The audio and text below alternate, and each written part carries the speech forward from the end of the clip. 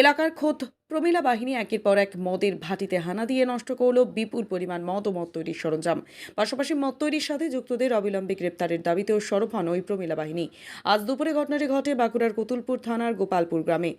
স্থানীয় সূত্রে জানা গিয়েছে, কতুলপুর থানার গোপালপুর এলাকায় 3টি বাড়িতে অবৈধভাবে চোলাই মদ তৈরির ব্যবসা ফেদে বসেছিল স্থানীয় একাধিক ব্যক্তি। গত 5 বছর ধরে সেই ব্যবসা চলছিল রমরমিয়ে।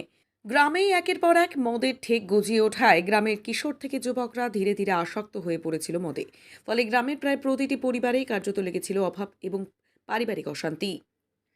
দিনের পর দিন মদ্যপান করায় অনেকে অসুস্থ হয়ে পড়ছিলেন। বারবার এলাকার মহিলারা গ্রামের ওই মদ ভাটিগুলিতে গিয়ে চোলাই মদ তৈরি এবং অবৈধ কারবার বন্ধ করার অনুরোধ জানান, কিন্তু তাতেও কাজের কাজ না হওয়ায় আজ লাঠি হাতে প্রমিলা বাহিনী চড়াও হয়ে ওই মদের ভাটিগুলিকে ভাঙচুর শুরু করে। নষ্ট করে দেওয়া হয় ভাটিগুলিতে থাকা বিপুল পরিমাণ মদ ও মদ তৈরির সরঞ্জাম। প্রমিলা বাহিনী হানা দিতেই ভাটিগুলি ছেড়ে পালিয়ে যান মদ তৈরির সাথে যুক্ত ব্যক্তিরা। অবৈধ কারবার বন্ধে অবিলম্বে তাদের গ্রেপ্তারের দাবি জানিয়েছে প্রমিলা বাহিনী।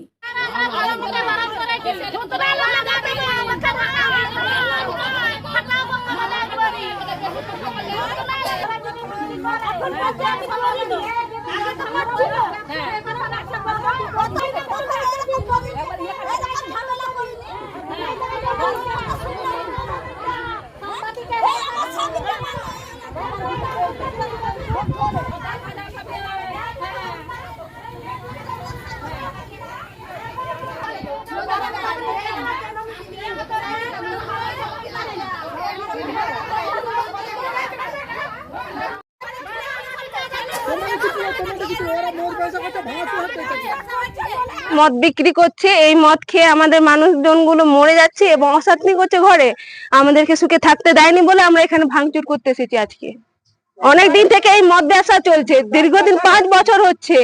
আমরা এখানে একবার না 2-3 বার এসেছি বন্ধ করতে, এরা বন্ধ করিনি। হ্যাঁ, তখন বলেছে বন্ধ করব অনেকবার বলেছে, কিন্তু বন্ধ করেনি। তাই আমরা আজকে এসেছি ভাঙচুর করতে। আমাদের খবর শুনে সবাই ঘর থেকে পালিয়ে গেছে, একদম কেউ নেই।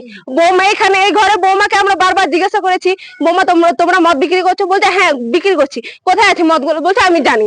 তোমার শাশুড়ি মা কই? আমি জানি না, কিছু বলতে চাইছে না। আমরা ওকে ভালো ভালো করে বলেছি, কারণ ও ডেলিভারি আছে বলে, কিন্তু আমরা হাজারবার জিজ্ঞাসা করার পরে কিছু বলেনি।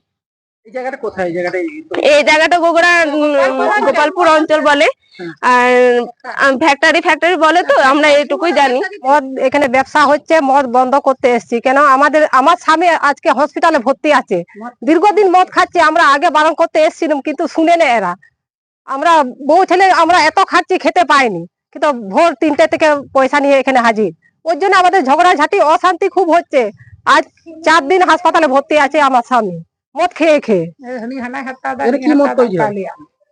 এটা বড়ি দিয়ে, এস দিয়ে, ওই যে কি সব দিয়ে তৈরি হয় সেটা তো আমরা দেখিনি। 24 ঘন্টা মদ তৈরি হচ্ছে এটা। হ্যাঁ, চুল্লু মদ।